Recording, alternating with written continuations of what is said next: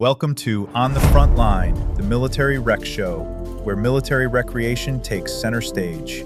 Hosted by John Prue, a respected MWR leader with nearly 40 years of experience.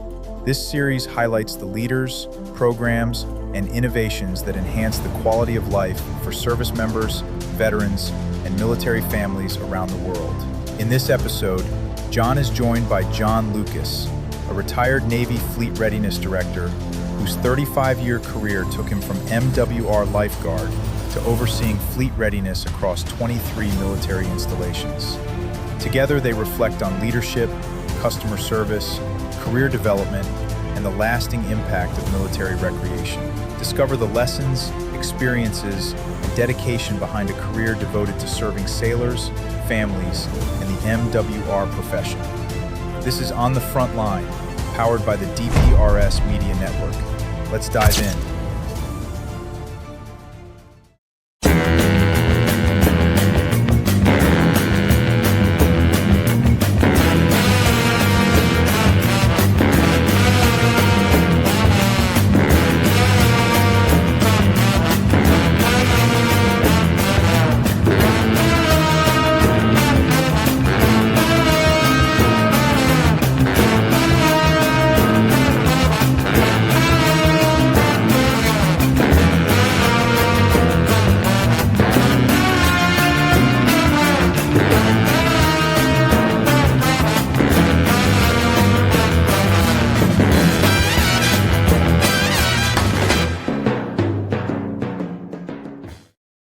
All right, it is 13:30 on Tuesday, 30 June 2026, and you are on the front line. My name is John Prue, as the host of this weekly podcast focused on armed forces or military recreation. We talk to professionals in the industry who are in some way making a difference in the quality of life of our military and their families. For all of you out there, you might be a morale, welfare, and recreation professional who directly supports quality of life for our military and families each and every day, and we thank you for that. Maybe you are or have been in the military and a user of MWR programs and services at some point, and we thank you for your service. Perhaps you're from a business or organization which directly supports or wants to support our armed forces recreation professionals around the globe. You just might be a public parks and recreation professional curious about that thing called military recreation and what it's all about. Or perhaps you don't fall into any of those categories and you just tuned in. Either way, welcome. Welcome to On the Front Line, the Military Rec Show. Okay, we are here days before 4th of July and our nation's 250th anniversary celebration. It's going to be awesome. So many cool things going on across the country in our nation's capital. Matter of fact, we're talking this past weekend. There was a lot of military MWR type events at various bases. They did it the weekend before, and we'll talk about that in a little bit here. But when I look at the history of our country, it makes me think about the history, really the history of our armed forces or military recreation or MWR. And actually, that started 250 years ago as well, when commercial merchants, sutlers on the land, they were called, or bumboats on the water, sold basic provisions and personal items to our troops who were, fighting in the Revolutionary War, fighting for our freedom. This was stuff like extra food, tobacco, chocolate, sometimes alcohol, but these opportunities were seen as morale boosters. They really were by our military leadership. And although this was not sanctioned or formalized at the time, occasionally proceeds, maybe we would call them kickbacks, from these merchants would make their way back to the military leaders, who could provide in some ways some additional food, morale breaks from the day, really anything, just as a break or relief. But put it this way, it wouldn't have passed the audit test these days, that's for sure. Anyways, that really does tie back to the true origin of MWR, and that really is our retail and exchange system. That was really the beginning of it. Took another almost 100 years before it really got formalized, but that was the roots. So, as we know, eventually funding was came through, and our system of MWR got formalized over time, and the morale, the recreation, and the fitness for our armed services became a thing that was important to our leadership. So, if you're interested in more in this history, I did write an article last year in the September episode or edition of the NRPA magazine, Parks and Recreation magazine. It was in honor of their 60th anniversary last year, and really went into details about the history of the military and our connection with the recreation movement in this country. So again, if you like history, it's a pretty quick read. But bottom line is, military rec has been around from the beginning as we celebrate our 250th anniversary this weekend. Okay, today our guest is my old boss. I call him a friend as well. John Lucas. John spent 35 years supporting sailors and families around the mid-Atlantic region. I'll let him talk about his journey, but from MWR Lifeguard to head of Fleet Readiness Division of a Navy region with 23 military installations and/or annexes. That's a pretty good run for him, and I'm excited to have that conversation. It should be a great show. As you all know, we are part of an amazing media company called Daily Parks and Rec Show, or DPRS. DPRS Media exists to honor the parks and recreation industry, reflecting the stories and highlighting the careers and celebrating the real pros out there doing the essential work in our communities. And yes, that includes our military communities. I do want to give a shout out to Jovi, our producer today. She's behind the scenes, working the graphics and transitions, and basically keeping us in check, trying to make me look good, which is a chore. So Jovi, in advance, thank you for what you're doing. I also want to thank our founder of DPRS Media, Craig LeBlanc, for allowing us this opportunity to host this weekly podcast focused solely on military recreation and the great work being done out there. Side note, our episodes are being loaded on YouTube. DPRS has its own playlist, but if you go to YouTube and Daily Parks and Rec Show, you'll easily find it. We'll talk about this a little bit more, but you might want to subscribe to that channel, and there's a reason for it. I'll tell later. And then our audio files are now being uploaded, and I want to shout out to Jovi for that because she's really behind this one. The audio files are being uploaded to Spotify, and they're pretty quick. I think we have a majority of the episodes already loaded on there, and that's a good thing. It's a good thing to be able to consume your podcasts any way you can do it. I know we've been tapped quite a few times to say, hey, I want to listen to it in my car, and why isn't it on Spotify? So that was a major win for us to be on. I think we've been on Spotify now for about 4 or 6 weeks, something like that. Anyways, good stuff. Today's show sponsor is Outdoor Link. If you want to turn your entire city on and off with a swipe of a finger on an app, this is what Outdoor Link does. Outdoor Link builds smart cities connecting our park lights, splash pads, fountains, scoreboards, bathroom door locks, and anything really powered by electricity into a simple app on your phone, tablet, or desktop that can be controlled 24/7, 365 days a year. If you'd like to learn more about Outdoor Link, turn into the Smart Parks Forward Show with Dave Ramirez on the second and fourth Mondays at 1:30 Eastern Time on the DPRS network. We're going to see a short promo for Outdoor Link, and one that is near and dear to my heart, JDP Services Management Consulting. So Jovi, take it away, and I promise we'll be right back. JDP Services Management Consulting, supporting parks and recreation and the essential service they provide.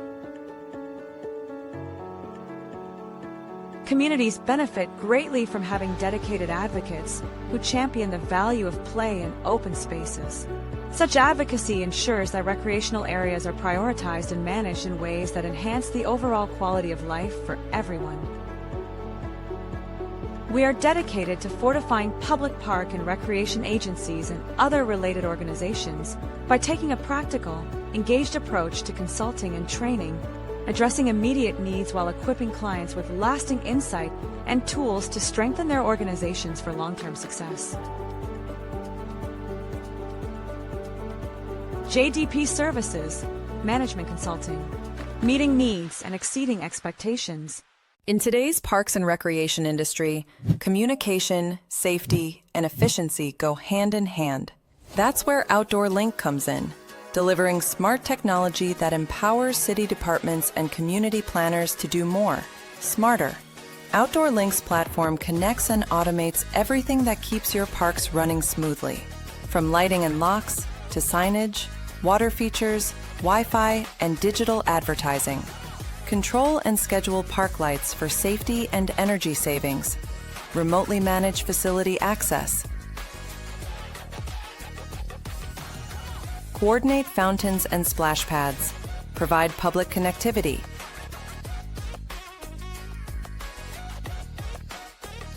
All from one simple, unified platform, giving you real-time control, data, and cost efficiency. For parks and recreation agencies, that means safer spaces, smarter resource use, faster responses, and stronger community engagement. And behind every great park story is great infrastructure. That's why Outdoor Link proudly supports DPRS Media Company, helping the daily Parks and Rec Show amplify the voices of professionals shaping our communities every day. Outdoor Link, smart, connected solutions for parks, recreation, and beyond. All right, we are back. This is the part of the show where we quickly kind of go through some of the really cool things that are happening around the world with some of our MWR programs around each of the services. So, anyways, Jovi, if you can pull up the slide deck. As we've been talking about in previous shows, lots of good stuff happening. This is just a smattering of the many Freedom Fests and 4th of July celebrations, and no matter what you call it, it's a celebration of our nation's birthday and a special one this year, 250th celebration. So, in fact, as I mentioned, we had some events that happened this past weekend.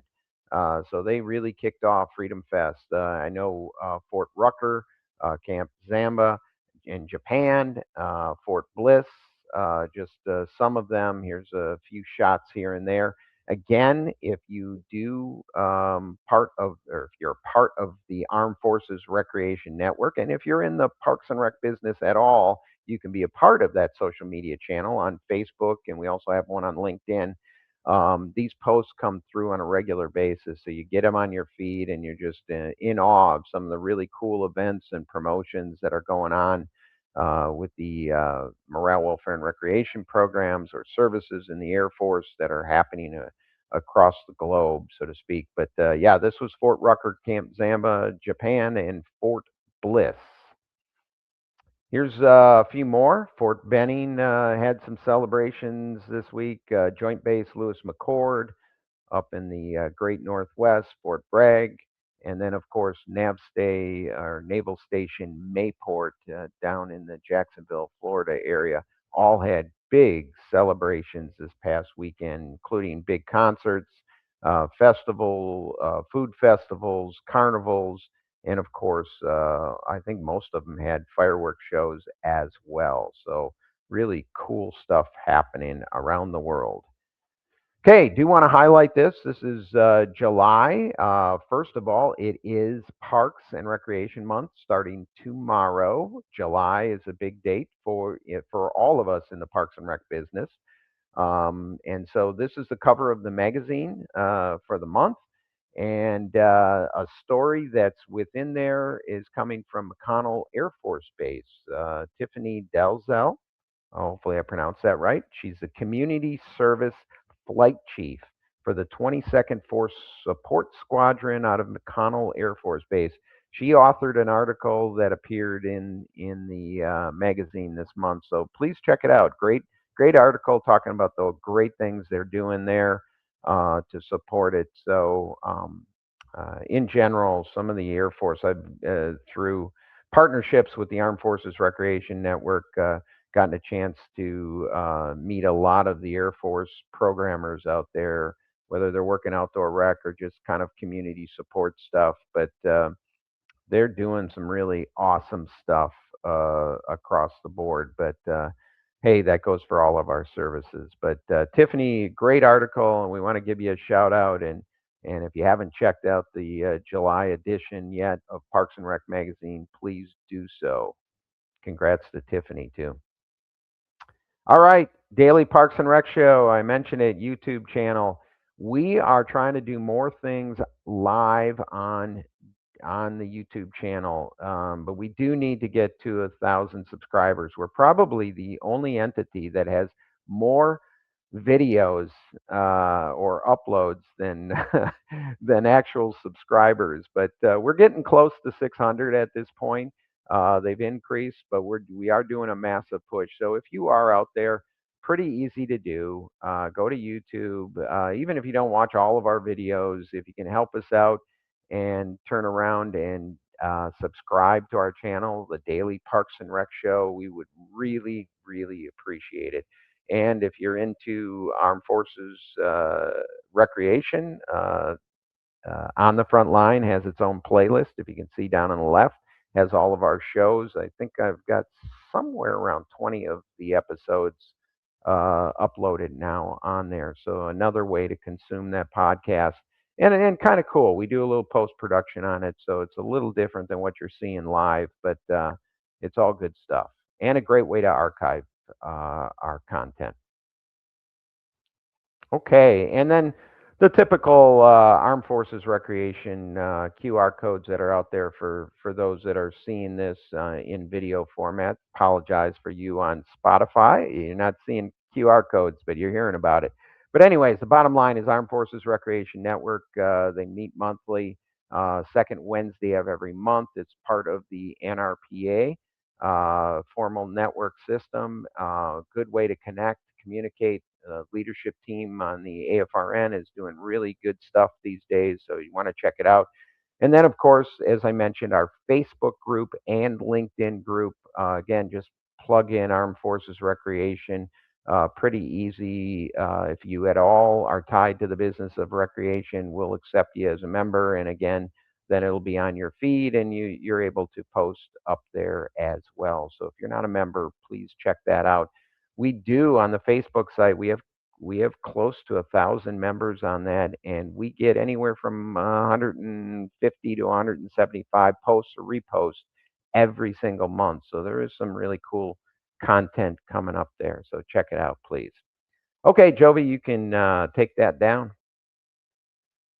All right, and want to introduce here my old boss, friend, and fellow past chair of the Armed Forces Recreation Network of NRPAs. So we're past chairs together. That's wonderful. But as I mentioned in the beginning, humble beginnings as a lifeguard to the regional N92. John Lucas recently retired from Navy Region Mid-Atlantic, the Fleet Readiness Director, and now is working in the healthcare industry post-retirement from the Navy, or Navy MWR. John, welcome to On the Frontline, the Military Rec Show. Thanks, John. And in listening to your intro, I was really impressed with it to the point where I thought, if I knew you had these skills when we were working together, maybe we could have generated some revenue for the NAF by you doing something like that. So kudos to you and for the program that you put on. I think it's a great idea on your part, and it's a wonderful resource out there for rec professionals. Yeah, we're building some content. I think it's good. I mean, we don't, there's a lot of good old stories because there's some people that did some terrific stuff well before us, John. And the archive of information is a little limited to really see all the good work that happened in the late 70s, 80s, and early 90s, well, even well into the 90s, with the Armed Forces Recreation Society and then the network. And this is just kind of a way to create some content and be historical about it. But hey, I have to ask you before we really get into this thing. You are the biggest Boston Celtics fan I know. And I do have to ask you, okay, first of all, why? And then my next question is, what is the greatest Boston Celtics team in history? Because they've had some great teams. I think I might know your answer on that one, but I want to hear it. But first of all, why are you a Boston Celtics fan? What's the passion? Well, there's two three actually easy answers for that. Number one, I became a Celtic fan because of my brothers growing up. I was the youngest of four kids and two older brothers. And when they weren't beating me up, they were watching Boston Celtic games. And this was back during Havlicek and Hondo and JoJo White and all the. Tommy Heinsohn was the coach at the time, so they really were into them. And I kind of would watch it, in between their beatings. But I really started kind of getting, taking an interest in that. And then just kind of got involved with it and started playing myself, recreationally, obviously. But, and I like the way they played the game, pass, cut, move without the ball. You're going to get me off on tangents now, John, so be careful. But I like that, but yeah. There's always a reason behind why people like sports team. It might be you grew up there. It might be something else for you. Obviously, your brothers were watching it, so you got hooked. And they had a pretty good team for a pretty long stretch too. Oh yeah, and I was just going to tell you part two. I credit the Celtics for helping me get my first full-time job in MWR, because when I went for an interview as aquatics director at Naval Station Norfolk, the guy that was hiring me, the athletic or fitness director, he had a picture on his desk of him and Red Auerbach, the president, the famous president of the Celtics, sitting in a golf cart. And I pointed to the picture and I said, "Oh wow, you met Red Auerbach," thinking maybe he was at a golf tournament or something like that. And my boss, the guy who would become my boss, said, "Yeah, I coached at Boston Celtic rookie camp for 2 years," and I mean that just the floodgates just opened up after that, and so we obviously had that connection, and so I credit the Celtics for helping me get that job. Okay, so a lot of championships, a lot of good teams. What's the greatest Celtics team and why? 86 by far. I mean, they were 7 deep, and then they had a bunch of 7 or 8 deep, really. And you had Walton and Seasting and Wedman coming off the bench, and you had Chief and McKay. I mean, the hair's sticking up on my neck right now because they just were phenomenal. That was an interesting team too, and I think it was a Celtics documentary, but they talked about that team specifically and with Walton and how closely connected all of those guys were. They had talent, they were deep, but if they didn't have that connection, they probably wouldn't have been as good. Oh yeah. Yeah. Yeah. In terms of entertainment value, I would say the '84 Celtics. Yeah. That very famous series against the 7-game series against the Lakers, and the trash talking that went on, and Maxwell and ML Carr and those guys. I mean that was a Bird was in his heyday. Oh yeah. Too. Yeah. That's awesome. All right. So now I know. Now our audience, our tens of listeners. The truth has been told.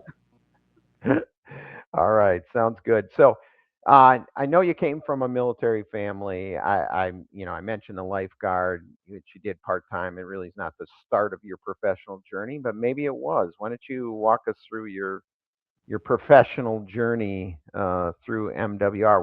Was it being a lifeguard, or was that just a summer gig? No, it was a summer gig, and so I worked basically I worked my summers through college as a lifeguard out at Little Creek, and graduated college. Wasn't 100% sure what I was going to do with my life. Still don't, I guess you could say, to a certain degree. And Do any of us? yeah, good point. So I had a package in to go to the FBI Academy, but they were having a hiring freeze at the time, so that kind of went nowhere. And I was waitlisted to go to a law school. So in the meantime, a job opened up as aquatics director at Naval Station Norfolk, and I applied, made the Celtics connection with my boss, and then after that, worked as aquatics director for, I want to say, 2 or 3 years. And then I started going into the intramural sports ranks and running fitness facilities and that varsity sports, that kind of thing. And then from there, wound up going back and forth a few times as interim fitness director for Naval Station Norfolk. So finally, a full-time permanent job opened up as a fitness director at Little Creek again. So I wound up jumping over to Little Creek and served as fitness director for Little Creek. And then we were a functional organization at the time, which meant that, all of the specialties fell underneath one umbrella. So that job opened up, the functional fitness person for the entire region. So I put in for that. I think that was the first time I met you at some Navy conference, and that was your title. You were fitness director for the region, which was interesting because nobody was really set up that way. None of the things. So yeah. No, I thought it was the leadership skills for managers when you got that we met first. That was later. You got until 8. Yeah. Yeah, I have stock in Super 8 Hotel. Yeah, exactly. That's a story. So anyway, did that for a while, and then we were going through some the Navy is great about morphing and changing organizational structures every few years, and the time had come for something like that, and we were undergoing through some organizational change here at the time. So CNIC Navy headquarters reached out to me and said, "Hey, would you be interested in filling in as interim Navy sports director?" So I did that for about 9 months, and then was selected as the MWR director for Norfolk Naval Shipyard. And then this is kind of funny because I kind of had my hands in 2 or 3 different activities at the time. I was MWR director for Norfolk Naval Shipyard, Naval Support Activity Hampton Roads, and then I also had oversight for the MWR program at Joint Base Willow Grove, Pennsylvania. They were undergoing they were going through the BRAC process. They were shutting the base down. Didn't they call that Sugar Grove? Or no, Sugar Grove was a communication base in West Virginia. That I think also BRAC too, or they transitioned it to GAO or something along those lines. But anyway, MWR director for a few years, and then the regional Fleet Readiness Director job opened up. I was fortunate to get it. Did that for about 9 or 10 years, and here we are today. Yeah, you got out. Matter of fact, I just talked to Captain Malfitano, who hired you, rec guy, just a couple weeks ago. So yeah, that was awesome. I saw that. Yeah, he's a great guy. Great to work for. So I guess what were some of the lessons learned from some of the jobs you had? And you had a lot. Matter of fact, I kind of forgot you were doing that part-time gig as sports director for the Navy for 9 months, and a couple other things you did. And for our audience too, just to clarify, if you're not familiar with the Norfolk Hampton Roads area, there's a bunch of Navy bases in a very close area. So as John was bouncing around, he really geographically probably didn't even have to move when he was taking all these jobs, because he really was in a general, in the sense, one general area. So just footnote that as well. But What are some of the takeaways that you got? Some of the key learning lessons as you were progressing in all of the different experiences with the many different jobs and COs and organizational structures. What do you want to share? Great question. I think the first one that comes to mind is when someone brings you a problem, it's yours. You own it, and I think that's a basic leadership tenet. You've got to own whatever problem someone brings to you, especially if it's either a customer or a team member that falls underneath your organization. Another thing that I learned, and John, when you worked at the region, I mean, I think you saw it firsthand.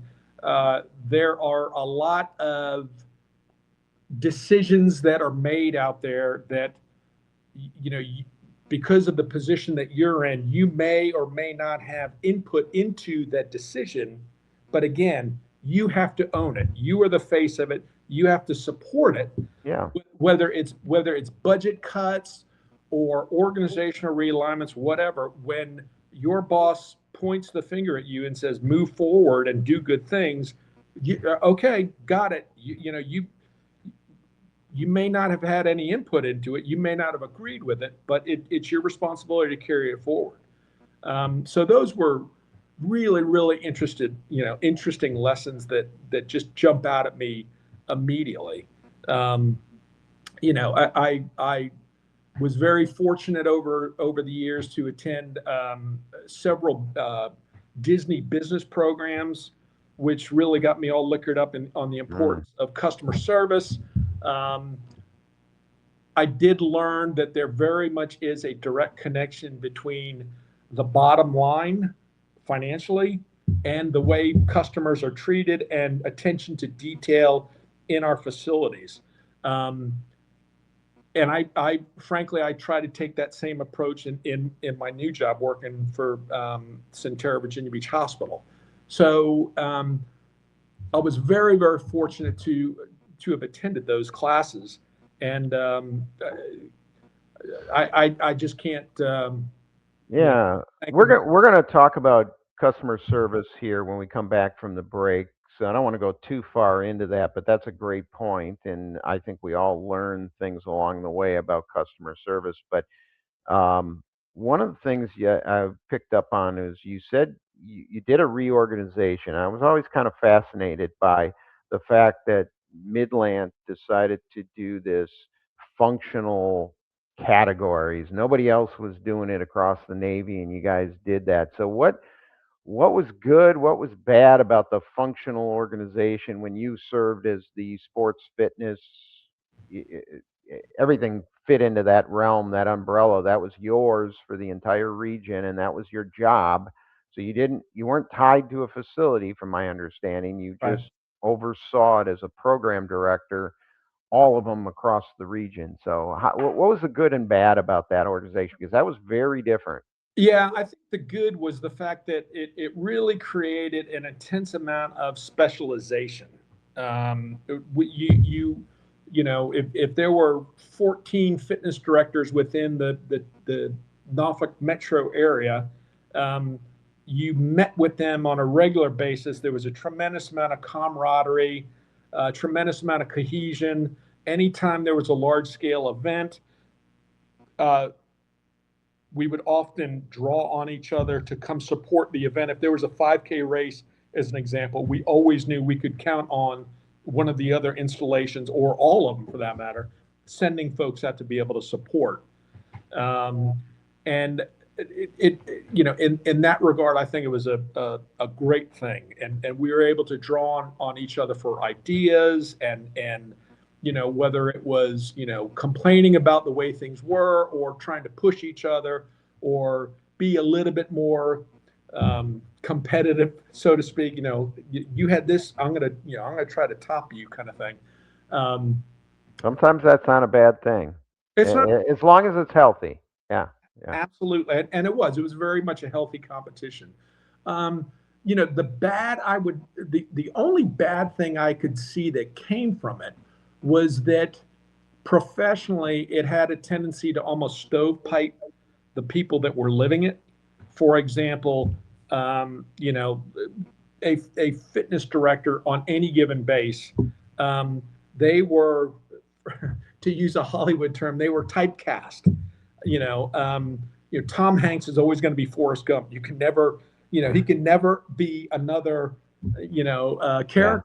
And that's almost what happened. It didn't quite happen, but the potential was there to where the fitness people or the food and beverage people or whatever function we're in, they never had an opportunity to get exposed to other things out there.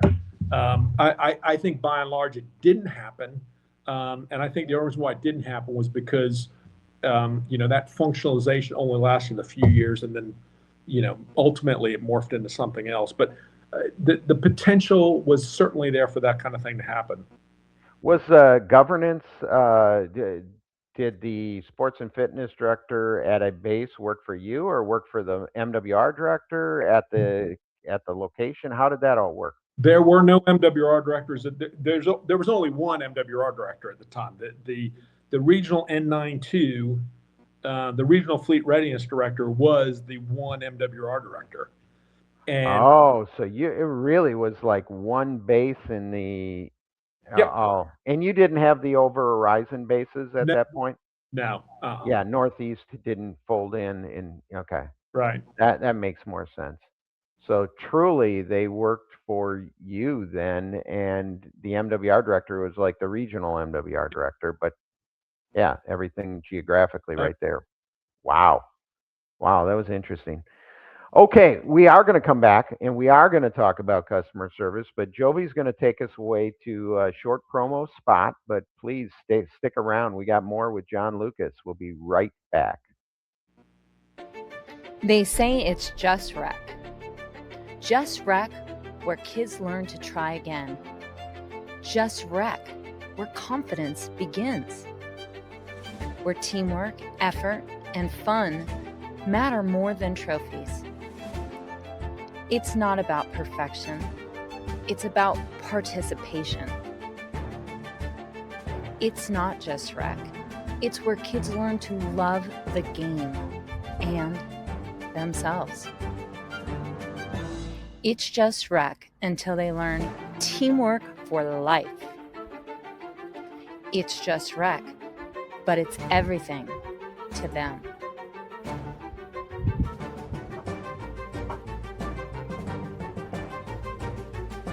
It's more than rec. It's a movement. It's just rec until you realize it's shaping the next generation. Together, we're not just running programs. We're building a culture of confidence, connection, and community. Join us. This episode is brought to you by SDSU's Sports MBA program. If you're passionate about sports and want to work in the women's sports industry, then this is the time to pay attention. SDSU's program is 12 months accelerated hands-on learning where students have actually gotten to work with teams like the San Diego Mojo, partnered with the Farmers Insurance Open, and visited headquarters like the Upper Deck or Callaway Golf. It's built for people who want to be in rooms like that. So if you're interested, deadlines are approaching. Learn more or apply with the links in the description. All right, we are back with John Lucas here, and I want to dive more into customer service because one, I was fascinated to find out you did the Disney schools and trainings, which is awesome. I never was fortunate enough to know or be able to go, but I knew quite a few people that went through there, and they always had a different perspective on customer service, and it definitely showed in their work. And also now, today, that's what you do in the healthcare business. So I really want to dig down and talk about what's important about customer service. What have you learned? What's your philosophy about supporting the customers? If you're in a service industry, which again, like I said earlier, where the bottom line is the most important thing that's out there, you've got to create some sort of brand loyalty. You've got to get people, you got to get people to the point where they want to come back to you. You are going to be, or you should be their first choice, no matter what organization, what operation you're running. And John, you've heard this example from me multiple times, but there is there's a Mexican restaurant here where I live, 20 minutes from here, 25 minutes away from where I live. The food's okay. They've got my favorite beverage. Hold on. Have you ever taken me there when I was traveling and in town? Didn't I? I don't know. I can't remember. You took me too many crazy places. Yeah, maybe I did, but I don't know whether I know I took some other folks from headquarters there, but next time you come down, we'll make sure we get there. But, all right. Anyway, the food's okay. They got my favorite beverage and frosted mugs, the whole 9 yards, and the ambiance is okay. But they've created I like being there. I like them personally. They welcome me every time I come in. Yeah, okay, fine, I'm paying and I got all that. But I could spend my money anywhere. And I could certainly spend my money anywhere closer than 25 minutes away. But I like that. I like going to them and I feel like I belong there. And I think, when it comes to customer service, that's our responsibility to find that sweet spot, in our customers, is find out what is going to get them back to come to see us. And first and foremost is just creating a dialogue and creating a sense of welcoming them, in our facilities. And I was a very, very big believer in that, then and now. And yeah. So that generally is my philosophy. Customer service is important. Yeah, for the bottom line, I understand that, but it's also important because it's just the right thing to do. The golden rule, The biggest thing, because no matter how good your customer service program is, how well trained your staff is, there are going to be times where you're not going to please the customer, right? Whether it's really your fault or it's just inevitable, it's an act of God, something comes up. I always thought that recovery was really a critical element. That how do you recover from a customer dissatisfaction, and how you recover goes a long way to whether that customer is ever going to use you and what they're going to say about you and all that good stuff. What are your thoughts on recovery? And well, you hit the nail right on the head. How you recover from a bad situation can actually develop even stronger brand loyalty than you otherwise would have had. I think the first and foremost, most important thing that you can do in a situation like that, when a customer is having a negative experience, is get rid of the emotion, not necessarily their emotion, but your emotion. Because when a customer comes to you and is complaining about something, it's very easy to be defensive. And, so right off the bat, you're not going to be thinking with a clear head. You're going to be thinking more along the lines of, this person is attacking me. Yeah. Take the emotions out. But like I said, take your emotion out. You can't really control theirs, but you got to control yourself. And then, you just need to kind of get your wits about you and think, okay, what can I do to make things better? You might not be able to resolve necessarily the issue, whether it's a policy issue or a facility issue or a service issue, anything like that. But there are lots of other things that you may have at your disposal, rather, that you can use to kind of try to take the edge off. And I think by and large, a customer who's not very happy at the time will start to recognize what it is that you're doing, and you'll wind up creating a sense of loyalty from that. I think we've all been places where, the service recovery that we've received was wound up being better than the service we would have gotten if it was supposed to be, if it was supposed to have been that way to begin with. So, it's a great opportunity. Service recovery equals opportunity, by and large. Yeah. Well, it's interesting because we work for a organization that has some very senior leaders in there, and although every customer is supposed to be exactly the same, and you treat them the same, and I do think that's generally how it works, can be tough. And you have continually been in an area. I mean, we had back in the day. We did at Great Lakes. We had the person in charge of NSTIC who was an admiral, wasn't necessarily in the chain of command, but was an admiral on base. You have lots of admirals, lots of stars in that immediate area. So how do you tiptoe around that? That's another really good question. Um, just try to maintain, well, a couple things. Try to maintain lines of communication, let everybody know what's going on, Mm. but also do things for the right reasons. Because at the end of the day, it truly is all about the sailor or the active duty service member.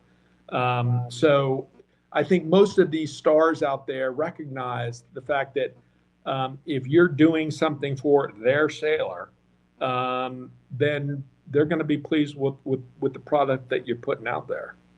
Yeah, yeah. One more thing on customer service before we move on.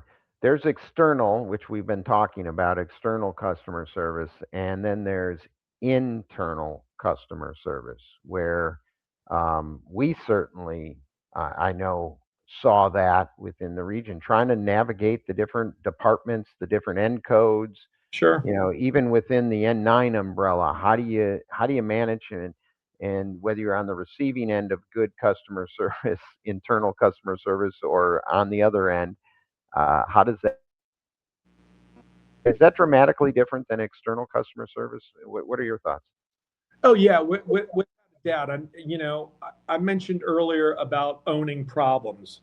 When an employee comes to you with a problem, you got to go all in, and you've got to do follow up, and you've got to do the research, that type of thing. When it comes to supporting another MWR installation, yeah, they're going to come to you with problems, and they're also going to come to you with challenges, but they also might come to you with a mindset that maybe a little bit skeptical, so to speak. And you've got to try to do your best to win them over, and try to help them the best you can. But again, at the end of the day, as long as your heart is in the right place, and you really are focused, customer focused, sailor focused, that's really all you can do.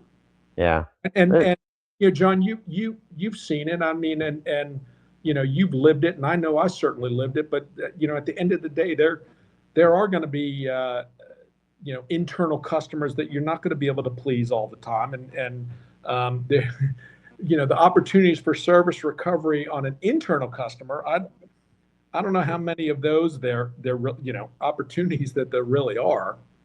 I don't think there's yeah. recovery on an Yeah. internal customer. Yeah, and I think that's dovetails into our next topic, which is really leadership and career development. Because I want to get your take because of your career path and everything else. But I do think when it comes to internal customer service and recovery and managing that, that's where leaders need to step up. They should understand that there might be a conflict between this department and that department, or there's just not good communication around the thing. That's where leaders need to stand up, identify it, and hope to solve it, because ultimately we're all on the same mission, and the mission is to support sailors and families. And if we can't get it right internally, how in the heck can we get it right externally? So that should be the driving force, I Sure. think. Yeah. So but leadership and career development, obviously, you had to have a path. But what drove you when you were hired on as that first your Celtics boss hired you on as an aquatics director? What were your thoughts on career? on your career path? Did you have any thoughts? And then what things did you do to help yourself get to the next level, or was it all dumb luck? Some of it, I think in anybody's career, some of it is going to be dumb luck, to be perfectly honest with it. Fair. Um, you know, the boss I had at the time, you know, the Celtics connection notwithstanding, he was a tough guy, tough Irishman. And he was not what I would, you know, he was someone that flew underneath the radar. He didn't run in the headquarters circles, and he certainly would not be, you know, a name that NRPA would recognize or anybody like that. But he was a tough, firm, fair boss.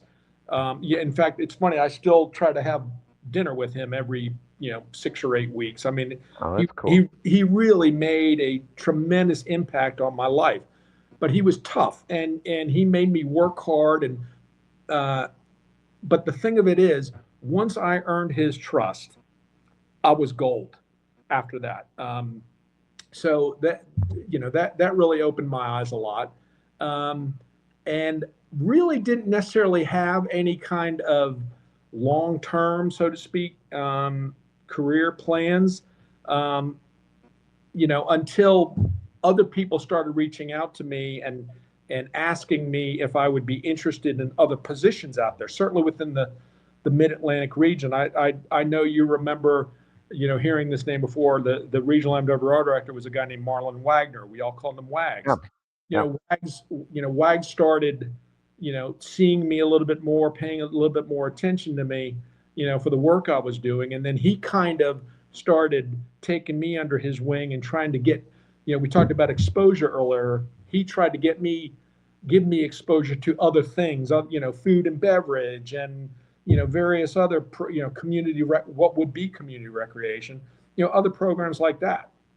So, you know, that's when I started thinking about it, and people started investing, you know, not only money, obviously, but their time in me as well. And I was great, you know, I was very appreciative of that, you know. And then, you know, I had someone like Dave Rockinson come along, and, you know, Mr. Disney, and he was big on Disney customer service, and you know, I credit him for me getting the position that I'm in right now, because he was so big on Disney customer service. And, you know, I certainly was drinking from the Kool-Aid, and still am for that matter.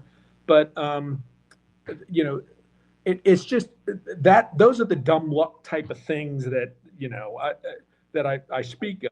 Yes, some of it was by design, but a lot of it was by dumb luck too. But even more importantly, it was because I had good leaders that looked out for me. That was. Yeah, that's what I'm picking up on. I mean, you mentioned, you know, earning the trust of your supervisor. I mean, it's nice when you have a mentor. Sounds like you had a few of those. And then getting exposure to different programs and obviously training opportunities are good stepping stones. So for those that are, you know, in that mid-level or entry-level program manager that might be listening in, here's a couple steps for you to take, to move it forward. One other thing I want to talk about, professional development. I know, God, towards the back end of my time in the region, you spent some time in Italy.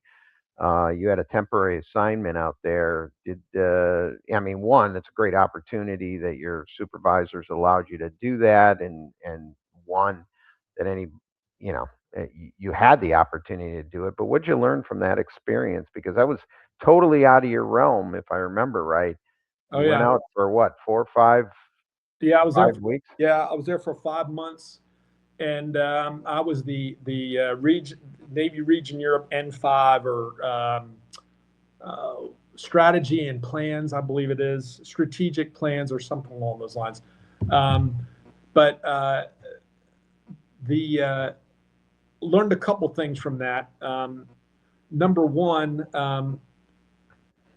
it is entirely different, or it was entirely different from stateside programs. Over in Europe, it was a whole lot more operationally based. You know, where, you know, over here we would be talking about, I don't know, how this gate closure is going to impact, this particular facility or this particular installation or whatever. Over in Europe, we were talking about, how Djibouti cutting off the water supply to the installation is going to impact, X amount of sailors, or they want X, 40, $50 million to be able to turn the water, all these kind of things that just really blew my mind. But going over there, I was resolved to make, I wanted to earn their trust. Going over there, I was going to have, retired Navy 06s working for me, in my 5 months there. And I wanted to make sure that I could at least have a little bit of credibility and, by the same time support them. So I read as much as, I think I did so many data dumps in the weeks leading up to me going over there, because I wanted to make sure I could hit the ground running. I could speak effectively to some of the issues that they were having, and by the same token, and because of that, earn their trust. They would recognize and appreciate what it was that I was doing. Yeah, that was a big assignment, and it was almost it was a good 5 months. Yeah, it was. Looking, it's funny looking back on it now. I just kind of scratch my head and try to figure out what was I thinking about. Yeah, I mean, it was a great experience. It really was. And you never came back home over that 5 months? Did you have any? You weren't? Oh wow. No, my wife came over midway through for a couple of weeks, and there were some real lonely nights over there. That was for sure. And you can only backpack around by yourself, but for so long you start getting sick of it. Yeah, it's a little different. I mean, I think heard it's very much closely knit community out there, but you're like in limbo land.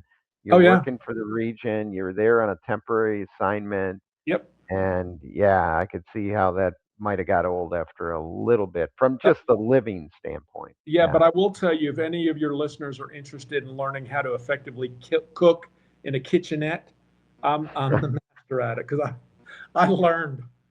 I really did. Nice. Yeah, there's nothing better than a nice Cabernet with ramen noodles. That's a nice pairing. Yeah. Yeah, it was great. Hey, by the way, I had to cover down for you all that time, at least on the MWR side of stuff. And I don't think I ever got my wine, which I think it was promised to me, from Italy, which would have been You didn't nice. get it? No. Oh my God. I need to call Luigi up and find out why you didn't get it yet. Yeah, you owe me. I'll tell you what, I will. You can take me out to Cooper's Hawk in Virginia Beach. No, I'll take you to that Mexican restaurant we were talking about earlier. Okay, sounds good. Gria. Yeah, that's it. All right. Hey, want to talk about this? What do you do for fun, and what do you do for recreation? I know you were talking about some injuries from your running days. You were quite the runner back in the day, but what do you do for fun today? You a pickleballer? How do you decompress? Well, let me start off. I've got a theory, and my theory is that recreators are the worst at recreating. Because no matter what environment you go to perform your own personal recreation, you always look at things through a business eye. You work out in the fitness center, you start looking around to look, are these people paying attention to detail here? Why is that treadmill dirty? Those fans are dirty, that kind of thing. You're walking into, I don't know, a kayak rental place, and you're looking at the signs thinking, those signs are confusing. They need to revamp the way they do the signage. I mean, even when you walk into a restaurant, for crying out loud, and your mind is always going, and you're always looking at things through that light. So anyway, the short answer to your question, John, is it's TBD. I don't know. I've gone through the whole litany of various things. I've tried the pickleball, and I've tried artwork and cooking and flying and music and all that kind of stuff. And who knows? I'm sure there'll be something else coming down the pike. But There for a while, you were like going over to the sales center at Navstay yeah, and just going out on a little, I don't know if it was a sunfish, it was a small little sailboat just out in the harbor or whatever. And you were doing that quite often. yeah, it was a Hobie. I think it was called a Triac. Okay. It had 3 holes, and it had a mainsail, and you just literally would sit underneath the mainsail, and it also had pedals in case the wind wasn't blowing that hard. And unfortunately, I got stuck out there a couple times. And Human powered, yeah, right? yeah. Sounds good. Hey, what are you most proud of in your career?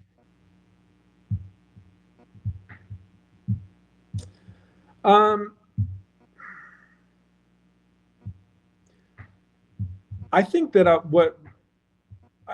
I think what I'm most proud of is the fact that I always knew, and I always approached my job with my heart in the right place. I mean, it really, to my core, it really was all about the sailor for me. I truly believed in it. When you're in the middle of it and you're doing it and you're talking about it and you're trying to get everybody else on board, it's sometimes it sounds trite when you try to say that to other people, but having removed myself now for 6 months, 7 months, I can honestly say for me it was all about the sailor. And there are many things, many little things that occurred to me during the course of my career that I'm proud of. I can't necessarily point to one thing and say, this is the thing I'm most proud of, but there were a lot of smaller, underneath the radar things that would happen that I would, I always felt, okay, this is what it's all about. This is why we do what we do. Yeah. Yeah. No, I think there's a lot of moments in the career. We don't stay in this career. You're not going to get rich per se. I mean, you can make a good living, but you're not going to get rich doing this. But it's seeing the smile on the sailor's Oh, yeah. face, or seeing the family members taken care of when their loved ones out on a deployment, and you've created this cool opportunity for them. Those are the little things that I think keep us all going to the crazy life that is working for the military and trying to provide quality of life. I mean, I just was going to add, John, I think a lot of the things too that I would be very proud of, I'm probably never ever going to get to see. There were a lot of projects that, a lot of recapitalization projects that you and I were involved with, that are finally coming to light and, finally breaking ground and, moving forward. I'm never going to be able to see them. But I know that they're there. And that is the problem about being in a customer service business. You don't necessarily will have closure to what you do. You might perform wonderful customer service. You might make a tremendous impact in someone's life, but rare is it that they're going to come to you and say, hey, John Prue, because of you, I didn't do the destructive behavior that I was going to do. You made a difference in my life, Mr. Prue. Rare is the time that you actually get a customer that comes back to you and actually says that. You don't ever get that. You just have to assume, that it's there. Yeah, it's a crazy one, and then you just kind of go away and you hope the torch is passed and good things happen. But hey, I do have to ask you because I just went and got my access card. Now that I'm a full-fledged retiree civilian, I had to get an access card to get to Great Lakes, but it's very specific to Great Lakes. How does that work for you, or do you even have one to get on a military base at this point? Well, originally I wanted to get one for Little Creek because it's not too far from my place.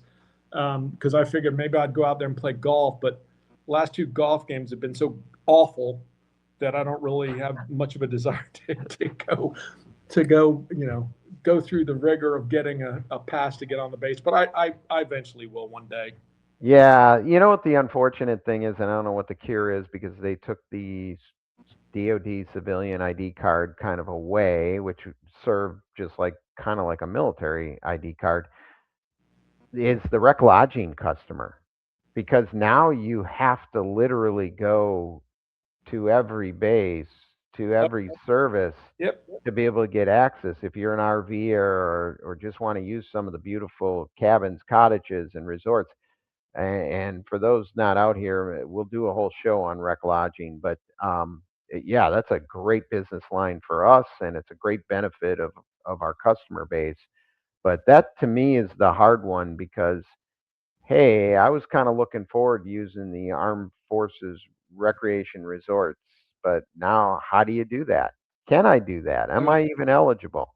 Yeah, well, I'll tell you a funny story. It was a very sobering thing, on your last day of work when someone walks up to you and says, "I need your CAT card, Mr. Lucas." Boy, that was sobering. They can't do that when you're 1,000 miles away. Yeah. I Yeah. still have mine. I shouldn't even say that out loud, That's true. should I? Yeah.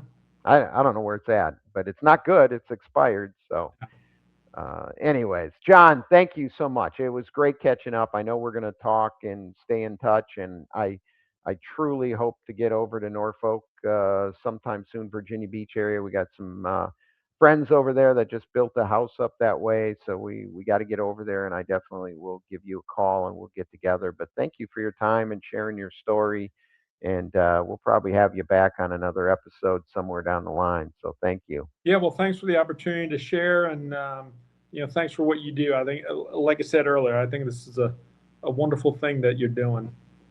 Yeah, it's keeping me busy, put it that way. Yeah. All right, that's it for today on the Frontline. Thanks again to John Lucas and his story and journey in our profession. We will be back next week, same time, same place, for another great episode. So on behalf of all of us at DPRS Media and On the Frontline, the Military Rec Show, I'm John Prue, and we are out here. Technology isn't just changing devices, it's changing communities. It's changing how we connect, how we lead, and how we create experiences that bring people together. Because today's parks and recreation industry isn't only about fields, facilities, and programs. It's about innovation, smart systems, digital experiences, and the people transforming ideas into impact. Behind every thriving community, there are leaders embracing change. As technology evolves, parks and recreation professionals are discovering new ways to create safer spaces, stronger connections, and better experiences for everyone. This is where conversations meet innovation, where ideas become action, where parks and technology come together. Welcome to Parks and Tech Collective, streaming on DPRS Media Network. In the parks and recreation industry, attention is limited, but influence is everything. Every day, thousands of parks and recreation professionals make critical decisions. Decisions on infrastructure, programs, technology, and vendors. The question is your brand part of that conversation? DPRS Media Network was built to answer that question. We are a dedicated media ecosystem focused exclusively on the parks and recreation industry in the United States. Through a network of daily and weekly shows, we inform, connect, and influence this audience. Our distribution spans multiple platforms: LinkedIn, Facebook, YouTube, X, Instagram, plus email campaigns, newsletters, podcasts, and live event coverage. This is not a single-channel strategy. It is a multi-platform media engine. Today, our network reaches over 214,000 connections, including 51,000 on LinkedIn, 64,000 on Facebook, nearly 40,000 email subscribers, and thousands more across podcast and social platforms. While some audiences overlap, our true value is not just reach, it is relevance. We speak directly to Parks and Recreation directors, program managers, and industry leaders. An audience that is highly targeted and actively engaged. Through DPRS Media Network, your brand integrates seamlessly into this ecosystem. Through sponsored show segments, targeted advertisement placements, podcast features, and host-read promotions, even custom-branded content. Not as interruptions, but as part of the conversation. And we don't just operate online. We attend over 15 major parks and recreation conventions each year, reaching more than 24,000 professionals in person. Through live shows, interviews, and on-site media coverage, we position our partners at the center of the industry. Every piece of content we produce is amplified across our entire network. Multiple shows, multiple hosts, multiple platforms. Your message doesn't appear once, it multiplies. This is more than advertising. It is strategic positioning within a trusted media network built specifically for the parks and recreation industry. If your goal is to reach decision makers, build credibility, and stay top of mind, then it's time to partner with DPRS Media Network. Apply for partnership or sponsorship today. Let's position your brand where the industry is already paying attention.